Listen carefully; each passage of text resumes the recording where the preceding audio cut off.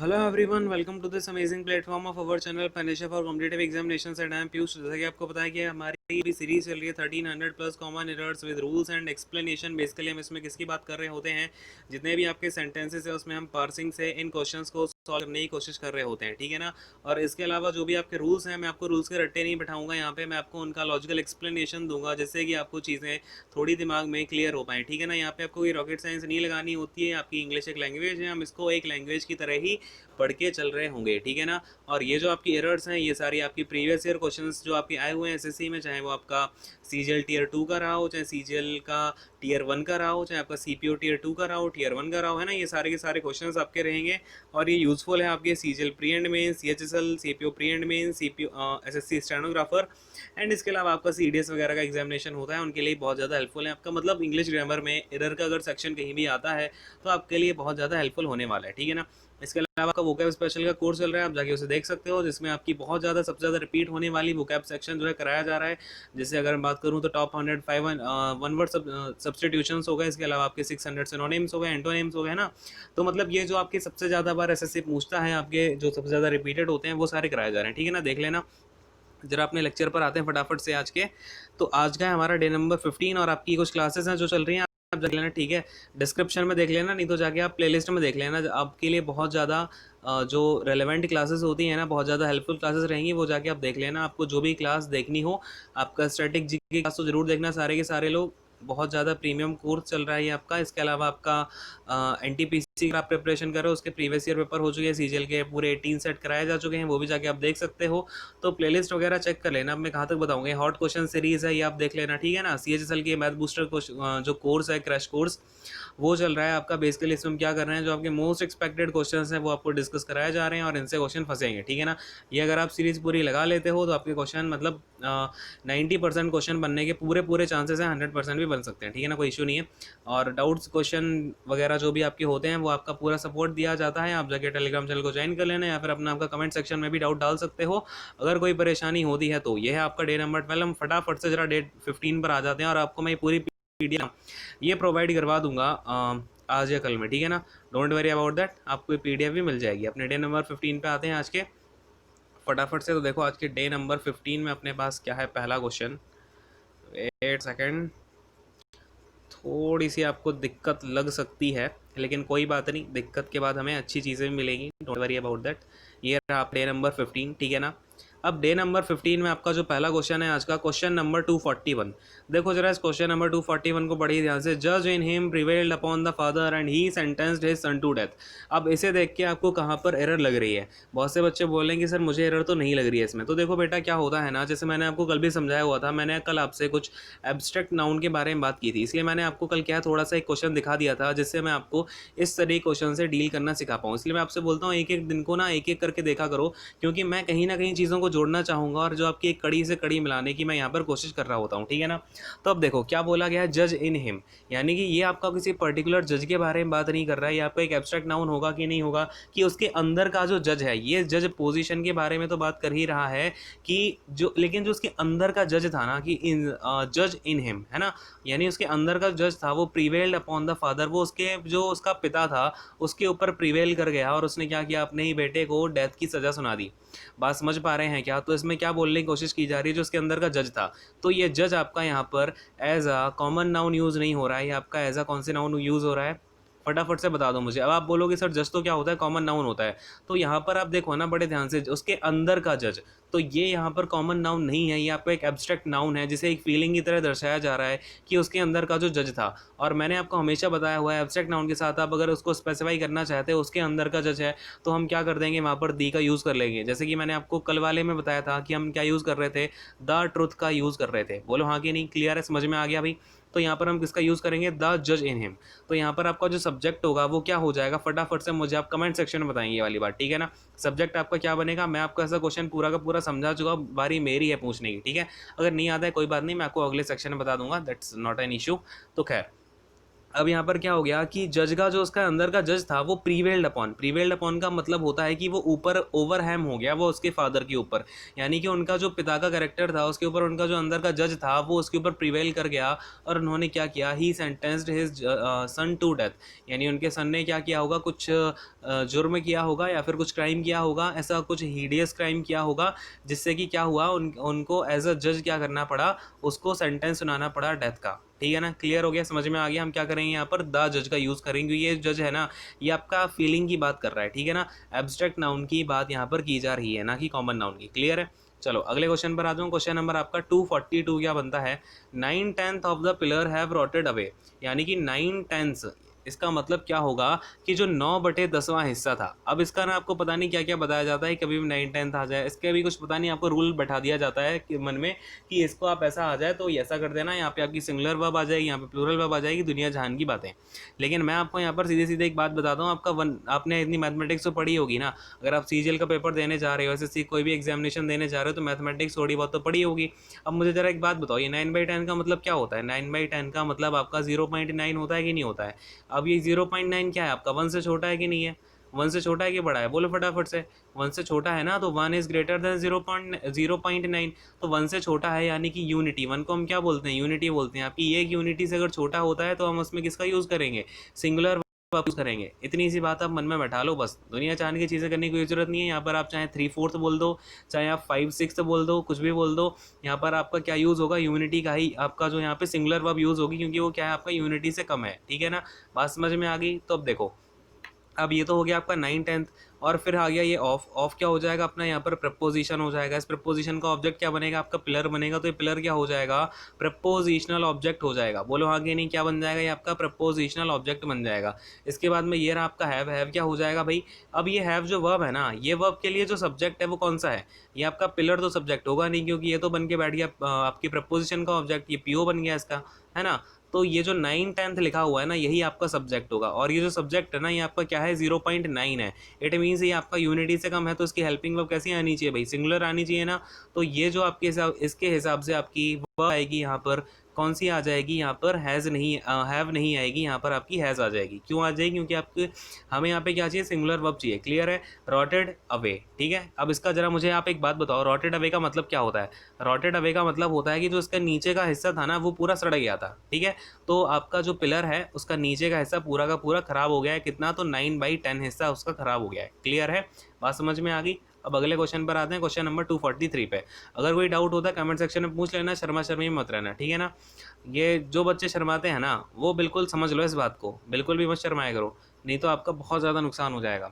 देखो खैर, question number 243 क्या है, one major reason for the popularity of television is that most people like to stay at home. मतलब कि आपका जो एक रीज़न है ना सर, एक सबसे बड़ा रीज़न है for the popularity of television, ठीक है ना, जो आपका टेलीविज़न है उसकी पॉपुलरिटी का जो सबसे बड़ा रीज़न है ना, वो क्या है। अब देखो यहाँ पर आपका एक एक करके तोड़ना शुरू करते हैं। वन मेजर रीज़न, यहाँ पर आपका रीज़न क्या हो जाएगा, सब्जेक्ट हो जाएगा। ठीक है, इसके बाद ये जो मेजर है, कैसा रीज़न है भाई, मेजर रीज़न है, ये क्या हो जाएगा आपका, अगेन क्या हो जाएगा भैया, एडजेक्टिव हो जाएगा। क्लियर है, इसके बाद ये जो वन है, वन क्या हो जाएगा, वन भी इसका क्या बन जाएगा, एडजेक्टिव बन जाएगा।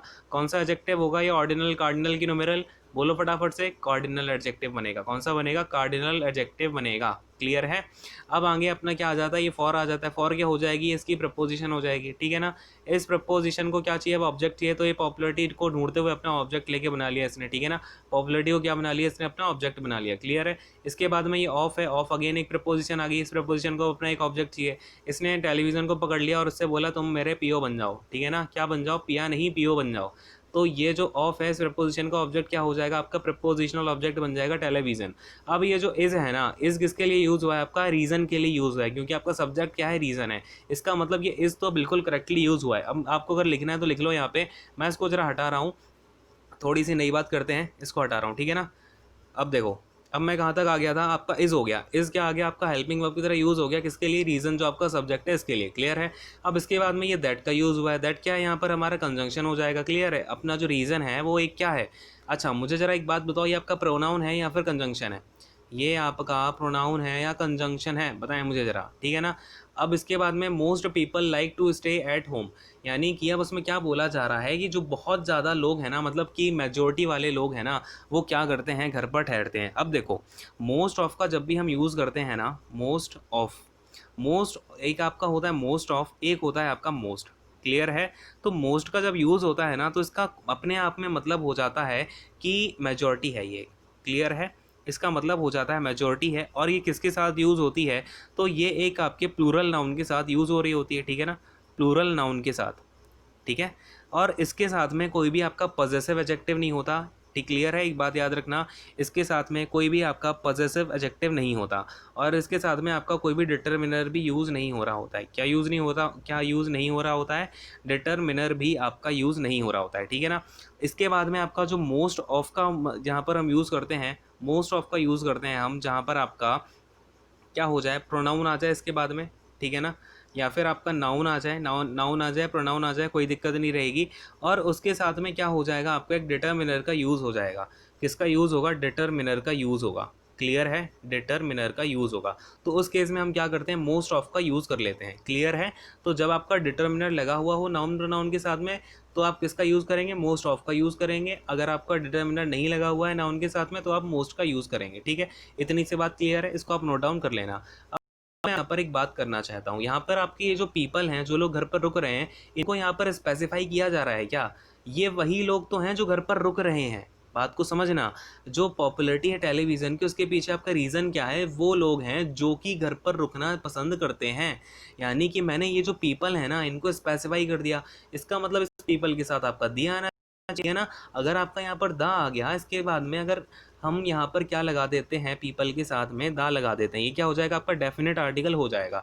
अब अगर आर्टिकल आ गया, यानी कि क्या हो गया, अपना डिटर्मिनर हो गया कि नहीं हो गया, तो यहाँ पर हमारा अकेला मोस्ट नहीं रहेगा, यहाँ पर हो जाएगा आपका मोस्ट ऑफ द पीपल। क्या हो जाएगा, मोस्ट ऑफ द पीपल। बात को समझ पा रहे हैं। तो आपकी ये जो एरर है ना, वो हो जाएगी मोस्ट ऑफ द पीपल, ठीक है ना। तो इसमें कभी भी कंफ्यूज मत होना, यहाँ पर आपके दो कॉन्सेप्ट का यूज़ किया गया है। अगर आप ये भी पहचान ले तो यहाँ पर दा लगेगा, तो ये ध्यान भी आपको रखना पड़ेगा कि मोस्ट का यहाँ पर फिर मोस्ट ऑफ द पीपल आ जाएगा, क्योंकि कभी भी आपका अगर मोस्ट के बाद में आने वाला नाउन के साथ में आपके क्या आ जाए, डिटर्मिनर आ जाए। डिटर्मिनर का मतलब क्या होता है, देखो डिटर्मिनर ही आपका एडजेक्टिव होता है, डिटर्मिनर ही आपका आर्टिकल होता है, ठीक है ना। इस बात में कंफ्यूज मत करना कभी भी। आर्टिकल क्या करता है, आर्टिकल भी आपके सब्जेक्ट के बारे में बता रहा होता है, उसकी क्वांटिटी एक है या दो है, आ लगा के, ठीक है ना, ए या एन लगा के, और दा लगा के उसके डेफिनेट के बारे में बता देता है। और एडजेक्टिव भी क्या करता है, अपना पोजीशन वगैरह दिखा देता है, माई हो गया, है ना, इस तरीके से माई ब्रदर, हिज ब्रदर, है ना, इस तरीके की चीज़ें जो होती हैं अपनी एडजेक्टिव में हो जाती हैं।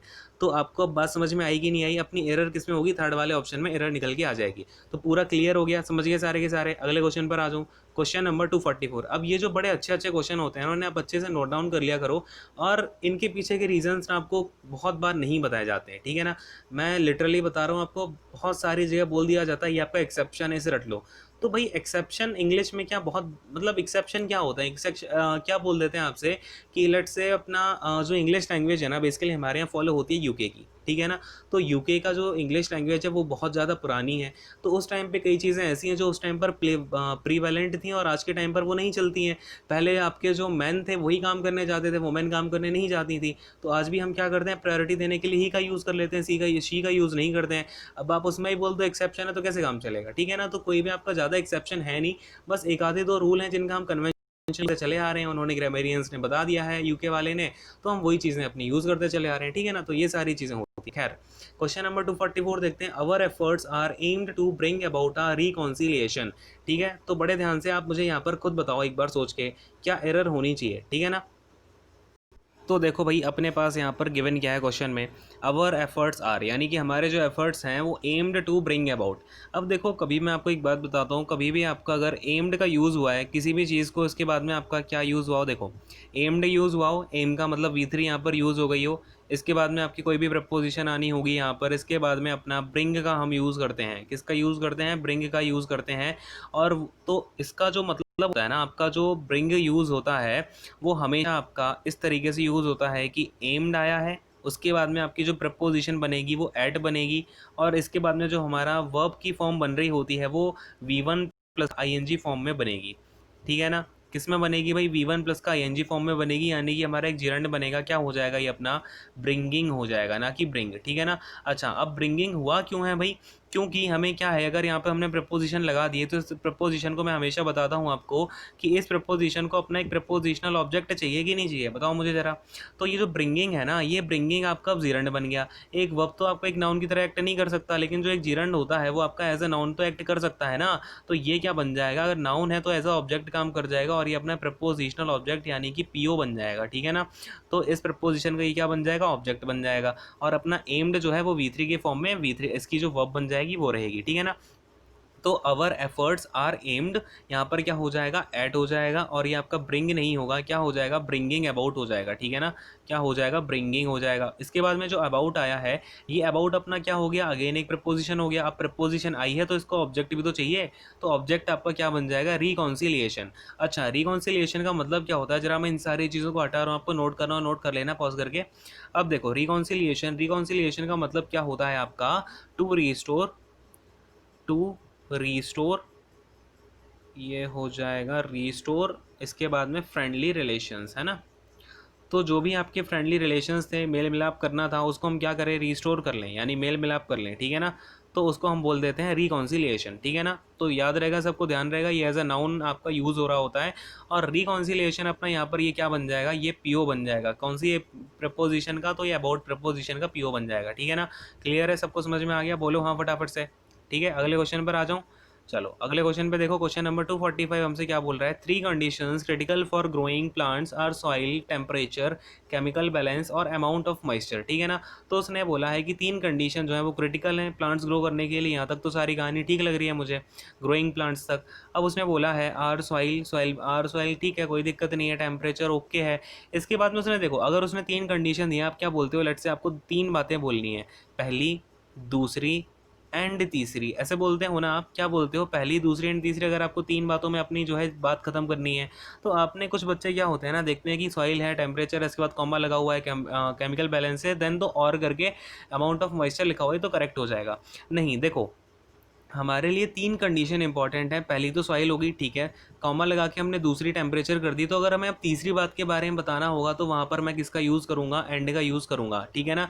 ये आपके छोटे, वो बहुत छोटी छोटी चीज़ें होती हैं, और ये बच्चे क्या करते हैं, इन पर कभी भी ध्यान नहीं देते, ठीक है ना। तो देखो, SSC आपसे ऐसे क्वेश्चन भी पूछ लेता है, और SSC ही नहीं, ये क्वेश्चन आपका स्टेट एग्जामिनेशन में बहुत पूछा जाता है। स्टेट एग्जामिनेशन हो गया, या फिर आपका IB का जो एग्ज़ाम होता है ना, वो हो गया। तो इन क्वेश्चंस में आपकी ये चीज़ें बहुत ज़्यादा पूछी जाती हैं कि वो चाहते हैं कि आपको बेसिक नॉलेज पता भी है कि नहीं है, ऐसे ही फन्ने खा बन के रूल रट के आ गए हो, ठीक है ना।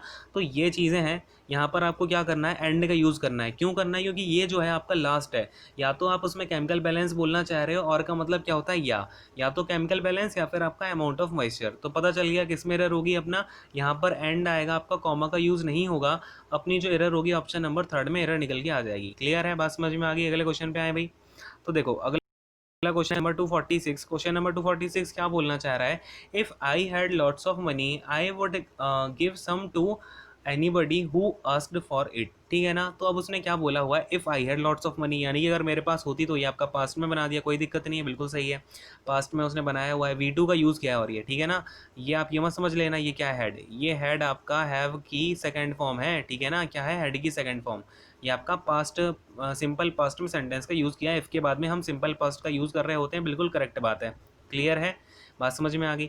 अब इसके बाद उसने बोला है I would give some to anybody, ठीक है, ये बात भी आपकी सही है। मैं थोड़ी क्या कर देता, किसी को भी दे देता हु, यानी ये क्या हो जाएगा, अपना रिलेटिव प्रोनाउन हो जाएगा, रिलेटिव प्रोनाउन का यूज़ कर लिया, यानी कि हु आस्क्ड फॉर इट, ठीक है। तो ये पूरा सेंटेंस जो है अपना पूरा सही सही निकल के आ गया है, यहाँ पर कोई भी एरर नहीं है। तो अपना ऑप्शन नंबर 4 इसमें राइट आंसर हो जाएगा। बात समझ में आ गई, ठीक है ना। एरर अपनी यहाँ पर कोई नहीं आ रही है, मैंने पूरा देख लिया सेंटेंस, समझ में आया क्या। चलो क्वेश्चन नंबर 247 पर आते हैं। क्वेश्चन नंबर 247 बोल रहा है, the old man failed some of the trees in the garden with hardly no effort at all. अब देखो इसका मतलब क्या हुआ, कुछ बच्चों को ये फेल्ड देख के ना मन में कुछ होने लगता है, मतलब कुछ कुछ होने लगता है, और वो इस कुछ कुछ के चक्कर में ये फर्स्ट वाले ऑप्शन को एरर मार्क करके आते हैं। मुझे पता है आप में से भी कुछ लोगों के अंदर ये तमन्ना आ रही होगी, लेकिन अपनी इन तमन्नाओं को अंदर ही दबा दें, क्योंकि ये जो फेल्ड होता है, इस फेल्ड का मतलब होता है वो जो ओल्ड आदमी था उसने कुछ पेड़ों को क्या किया, गार्डन के गिरा दिया। ठीक है, इतनी सी बात बिल्कुल करेक्ट है कि द ओल्ड मैन फेल्ड, यानी ये क्या है, ओल्ड मैन ने गिरा दिया कुछ पेड़ों को जो कि गार्डन के थे, जिसमें मैं अगर आपसे बोलना चाहूँ ये सम क्या हो जाएगा, बोलो फटाफट से, सम क्या होगा, old the old man failed, sum क्या होगा, फटाफट से बोलो, सम अपना यहाँ पर क्या बन जाएगा, ऑब्जेक्ट बन जाएगा, ठीक है, और ये ऑफ क्या बन जाएगा, प्रपोजिशन बन जाएगा, इसका ऑब्जेक्ट क्या बनेगा भाई, ट्रीज बनेगा इस वाले प्रपोजिशन का, पीओ, फिर जो इन है, इन क्या हो जाएगा, प्रपोजिशन हो जाएगा, गार्डन क्या हो जाएगा, इस वाले प्रपोजिशन का पीओ बन जाएगा, विद क्या हो जाएगा, विद आपका अगेन प्रपोजिशन हो जाएगा, ठीक है ना, तो ये कहानी चलती चली आ रही है। खैर, अब देखो, अब इसके बाद में अपनी कहानी है hardly no effort at all. अब देखो, आपकी कुछ ना नेगेटिव वर्ड्स होते हैं जिनके बारे में आपको बहुत बार बता चुका हूँ, लेकिन मुझे पता है कुछ बच्चों को अभी भी याद नहीं होगा। ये हार्डली होता है, स्केर्सली होता है, क्या होता है, स्केर्सली होता है कि स्कार्सली होता है, बोलो फटाफट से। हाँ भाई, हाँ स्कार्सली, इसके बाद में आपका होता है रेयरली, बेयरली, ठीक है ना, ये आपके क्या होते हैं, नेगेटिव वर्ड्स होते हैं। अच्छा, नेगेटिव वर्ड्स होने का मतलब क्या है, इन वर्ड्स में अपने, इन वर्ड्स के अंदर ही क्या है ना, नॉट का जो आपका मीनिंग है वो छुपा हुआ है। अगर इसमें ऑलरेडी आपका नॉट का मीनिंग छुपा हुआ है तो आपको नो लगाने की ज़रूरत है क्या, ये आपका कभी भी आप दो दो चीज़ें एक साथ कर देते हो सेम सेम, तो क्या होता है, वो सुपरफ्लस हो जाता है, यानी क्या हो जाता है, एग्जेगरेशन हो जाता है।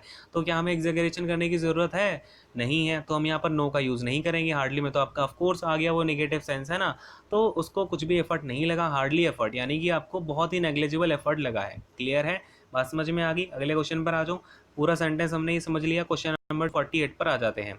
Until the world last the earth will go round the sun, मतलब कि जब तक ये वर्ल्ड लास्ट, यानी लास्ट का मतलब क्या होता है, जब तक ये दुनिया चलती रहेगी, ठीक है ना, अर्थ क्या करेगी, अपना जो सूर्य है उसके चक्कर लगाती रहेगी, कोई दिक्कत नहीं है। विल गो राउंड द सन, ये भी आपका बिल्कुल करेक्ट ही है, तो इसमें अपनी नो एरर आनी चाहिए, ठीक है ना, क्या हो जाएगा आपका, इसमें नो एरर निकल के आ जाएगा। अगले क्वेश्चन पर आ जाऊँ भाई, चलो अगले क्वेश्चन पर आते हैं। देखें भाई, क्वेश्चन नंबर 249। अब ये क्वेश्चन आप मुझे बताओ, मैंने आपको बहुत अच्छे से ये एक्सप्लेनेशन दिया हुआ है इसका ऑलरेडी, आप इस क्वेश्चन को जरा मुझे बताएंगे इसमें एरर किस सेक्शन में है, फटाफट से बता दो मुझे, ठीक है। तो अब देखो, आई होप कि कुछ लोगों ने बता दिया होगा, जिन्होंने नहीं बताया तो जाके, मैं बोल रहा हूँ आपसे, लगातार अच्छे से लेक्चर्स को किया करो, ठीक है ना, पढ़ा करो इन सारी चीज़ों को, नहीं तो कुछ फ़ायदा नहीं होगा, है ना, जो भी हम प्रैक्टिस करने की कोशिश कर रहे हैं। देखो, आई गो टू द टेम्पल, अब देखो बात को समझना, कभी भी आप किसी भी टेम्पल की बात करो, यूनिवर्सिटी की बात करो, ठीक है ना, ये आपके कुछ कॉमन प्लेसेस होते हैं, या फिर आप चर्च की बात कर लो, टेम्पल की बात छोड़ो, ठीक है,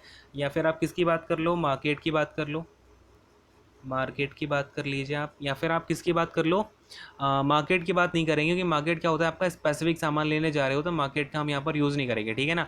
टेंपल हो गया आपका, यूनिवर्सिटी हो गया, चर्च हो गया, या फिर आपका स्कूल हो गया, ठीक है, लेट से क्या हो जाएगा अपना, और स्कूल हो जाएगा, या फिर प्रिजन हो गया, ठीक है ना, प्रिजन में क्या होता है, आपका कैदी होते हैं सारे के सारे, या फिर आपका क्या हो जाएगा, और स्कूल, ठीक है, इस तरीके की आपकी जो भी चीज़ें हो जाएंगी जहाँ पर आपका सेम, जहाँ पर हमें पता है सबका जो कॉमन मोटो होता है वो क्या होता है, ठीक है ना। अगर आप इस टेम्पल में जा रहे हो तो आपका कॉमन मोटो क्या होगा, आप पूजा करने जा रहे हो।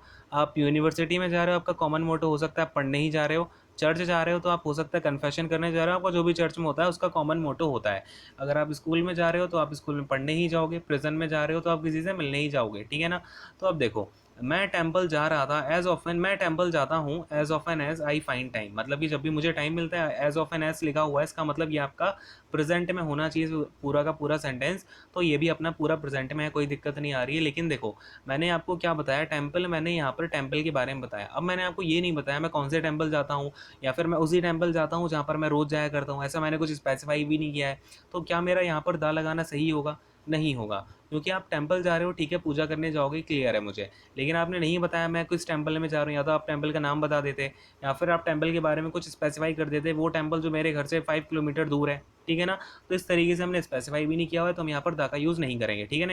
इन सारी चीज़ों के साथ हम दा का यूज़ नहीं करते जब तक कि इनको स्पेसिफाई ना किया जाए, ठीक है ना।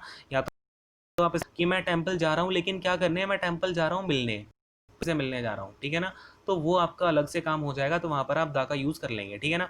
क्लियर है, बात समझ में आ गई। तो अगले क्वेश्चन पर आ जाऊँ, क्वेश्चन नंबर 250 पर आते हैं। देखो भाई, अब ये रहा क्वेश्चन नंबर 250, क्या है अपने पास, a few tiles on Skylab were the only equipments that failed to perform well in outer space. तो जो कुछ टाइल्स थी ना स्काई लैब में, वही ओनली इक्विपमेंट्स हैं। अब देखो, आपका इक्विपमेंट होता है ना, इक्विपमेंट, इक्विपमेंट, तो इक्विपमेंट का कभी भी आप प्लूरल नहीं बनाते हो। जैसे आपका क्या हो जाता है, सीनरी हो जाता है ना, सीनरी मैंने आपको क्या सिखाया था, सीनरी में आपका एक आधा पार्ट ज़्यादा भी आ गया तो आप उसका प्लूरल थोड़ी कर दोगे, वो तो आपकी एक लुक है। और इक्विपमेंट में भी क्या होता है ना, आपका इक्विपमेंट का जो मतलब होता है ना, वो पूरा का पूरा सेट से ही मतलब होता है।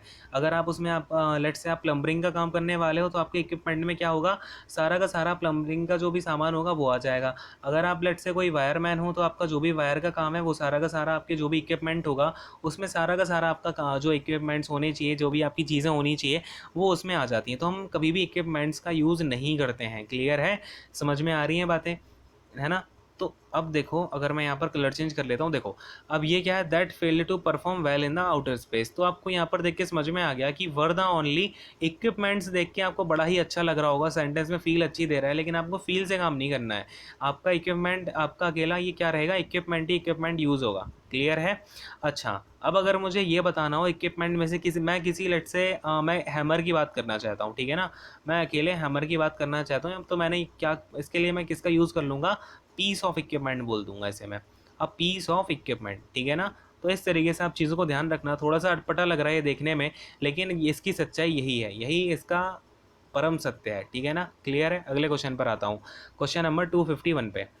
अब देखो ये रहा अपना question, I don't want to lose it, ठीक है ना, मैं इसको ढीला नहीं करना चाहता, है ना। तो कभी भी आपका क्या होता है, आई डोंट वांट टू, मैं इसे हारना नहीं चाहता, है ना, मेरे पास में जो चीज़ है मैं उसे खोना नहीं चाहता, तो मैं इसे क्या कर दूंगा, लूज नहीं होगा। लूज का मतलब तो क्या होता है, देखो लूज का मतलब होता है आपका not firmly fixed, not firmly fixed. ये तो आपकी फिक्स जो ये तो आपकी पर्टिकुलर इंग्लिश की डेफिनेशन हो गई। अगर मैं हिंदी में बोलना चाहूँ तो आपका कुछ भी चीज़ ढीला होना, अगर आप इसे ऐसे बोल दो नॉट टाइट, तब भी आपका चल जाएगा, ठीक है ना। तो ये हो जाता है। लेकिन जो हमें यहाँ पर यूज़ करना है, I don't want to lose it आएगा, है ना। तो ये आपका एल ओ ऐसी होता है, इसका मतलब होता है मैं उसे खोना नहीं चाहता, ठीक है ना। नॉट या फिर आप इसे बोल दो टू, ऐसे बोल देते हैं इसको, not unable to find anything, ठीक है ना। नॉट एबल, है ना, क्या आएगा, not able to find anything, ठीक है ना। इसको आप लिख लेना, टू फाइंड एनीथिंग। चलो भाई, क्लियर हो गया भाई, समझ में आ गया। यहाँ पर हम किसका यूज़ करेंगे, लूज का यूज़ नहीं करेंगे, एल ओ एस ई का यूज़ करेंगे। अगले क्वेश्चन पर आ जाता हूँ, क्वेश्चन नंबर 252 को देखेंगे फटाफट से जरा। अब आप जरा मुझे इस क्वेश्चन को देख के बताएंगे एरर कहाँ पर है, ठीक है ना। तो देखो भाई, अपने पास में लिखा क्या हुआ है, do not gate panicked in emergencies, ठीक है ना, फिर अपना नो एरर है। यानी कि क्या करना है हमें, इमरजेंसीज में पैनिक नहीं होना। अब इसे देख के आप कुछ बच्चों को समझ में आ गया होगा, ये क्या डू नॉट लिखा हुआ है, इसका मतलब ये वाला जो हमारा सेंटेंस है ये अपना प्रेजेंट सेंटेंस है कि नहीं है, ये टेंस जो है अपना प्रेजेंट में है। क्लियर है।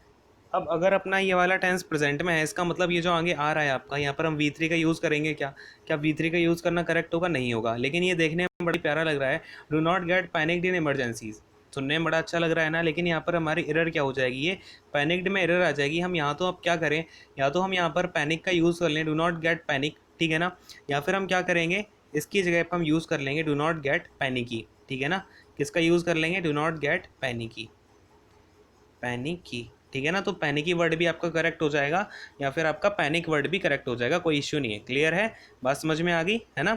तो यहाँ पर हम क्या कर देंगे, डू नॉट, देखो अब या तो आप यहाँ पर गेट पैनिकी का यूज़ करेंगे, गेट के साथ में आपका पैनिकी का यूज़ होगा। अगर मैं आपसे बोल दूँ ये पूरा गेट पैनिक हटा के आप अगर अकेला यूज़ करना चाहें तो do not panic in emergencies, ठीक है ना। या तो आप कैसे यूज़ करोगे, do not panic in emergencies, ठीक है ना, इन इमरजेंसीज। या फिर आप क्या यूज़ कर लो, do not get panicky. Clear है, बात समझ में आ गई। तो इस तरीके से अब आपको ये वाले डाउट कभी नहीं आने चाहिए कि हम कहीं पर भी पैनिक्ड की जगह क्या यूज़ करेंगे, या तो हम गेट पैनिकी का यूज़ करेंगे या फिर हम ओनली पैनिक का यूज़ कर रहे होंगे। क्लियर है। तो एरर आपकी कोई भी बात हम यहाँ पर यूज़ करें, एरर आपकी सेकंड ऑप्शन में ही निकल के आएगी। खैर अगले क्वेश्चन पर आते हैं, क्वेश्चन नंबर अपना जो 253 है, क्या बातें कर रहा है, sometimes I get angry on her, क्या होता है कभी कभी मैं उस पर जो है गुस्सा हो जाता हूँ। लेकिन अब बात क्या है ना, यहाँ पर आप एंग्री जब भी हो रहे होते हो तो एंग्री किसी के आप ऊपर नहीं होते हो, आप किसी के साथ एंग्री होते हो, ठीक है ना। तो आपकी जो प्रपोजिशन है ना, आप एंग्री तो हो गए, लेकिन एंग्री होने के साथ ही आपने गलती कर दी कि प्रपोजिशन का आपने यूज़ कर लिया ऑन का।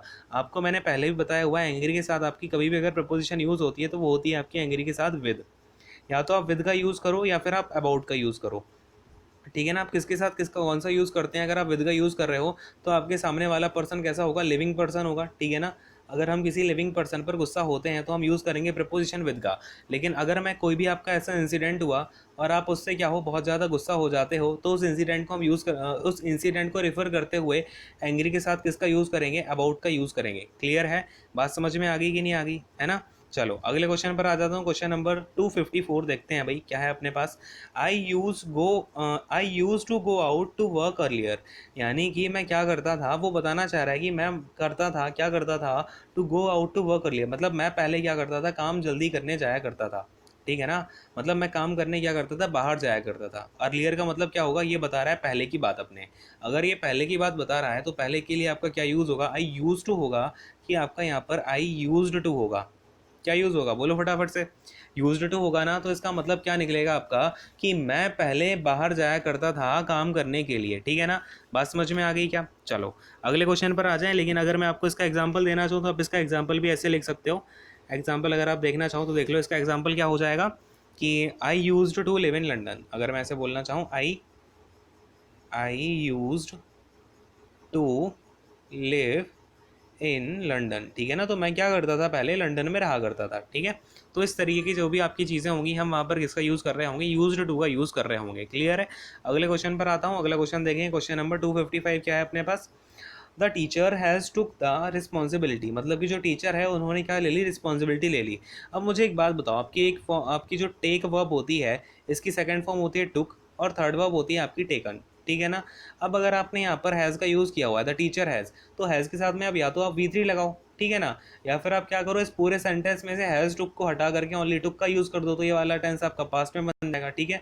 तो हम यहाँ पर ये दो काम कर सकते हैं कि या तो मैं इस टेंस को क्या कर दूँ, देखो दो तरीके से आपका ये वाला टेंस जो है जा सकता है। अब मैं हटा देता हूँ जरा इन सारी चीज़ों को। देखें आपका ये क्या हो जाएगा, दो तरीके से जा सकता है। पहला तरीका क्या हो जाएगा, मैं इस टेंस को कैसा बना दूँ, प्रेजेंट परफेक्ट बना दूँ। ठीक है ना? प्रेजेंट परफेक्ट बना दूँ, या फिर मैं क्या करूँ दूसरे तरीके में, कि मैं इसको सिंपल पास्ट बना दूँ। कौन सा? Past indefinite. क्लियर है ना? तो अब देखो, अगर मुझे इसे प्रेजेंट परफेक्ट बनाना है तो मैं इसको क्या कर दूंगा, द टीचर हैज़ टेकन हो जाएगा, कोई दिक्कत नहीं है। ठीक है ना? ये आपका पहले मेथड में हो जाएगा, अगर मैं इसे प्रेजेंट परफेक्ट बनाता हूँ। लेकिन अगर से चाहूँ तो मैं इसको क्या बना सकता हूँ भाई, पास्ट इंडेफिनिट भी बना सकता हूँ। तो मैं हैज़ टुक को पूरा हटा दूंगा, द टीचर क्या आ जाएगा अकेला आपका, द टीचर टुक, यानी कि टीचर ने क्या किया, रिस्पॉन्सिबिलिटी खुद ले ली पूरी अपने ऊपर। क्लियर है? तो आप इसको दो तरीके से यूज़ कर सकते हो। फिलहाल इसमें आएगी सेकंड वाले ऑप्शन में जाएगी। ठीक है ना?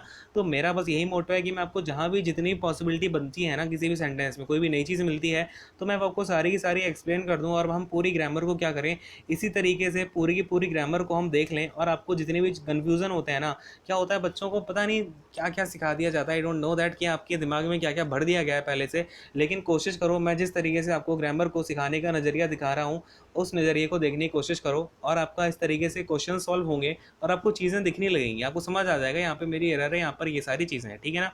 तो खैर यहीं पे मैं सेशन को एंड करूँगा। Thank you so much. अगर आपको अच्छा लगता है सेशन तो उसे लाइक कर देना, चैनल को सब्सक्राइब नहीं किया तो सब्सक्राइब कर देना। And thank you so much. God bless you all. Take care. Bye bye.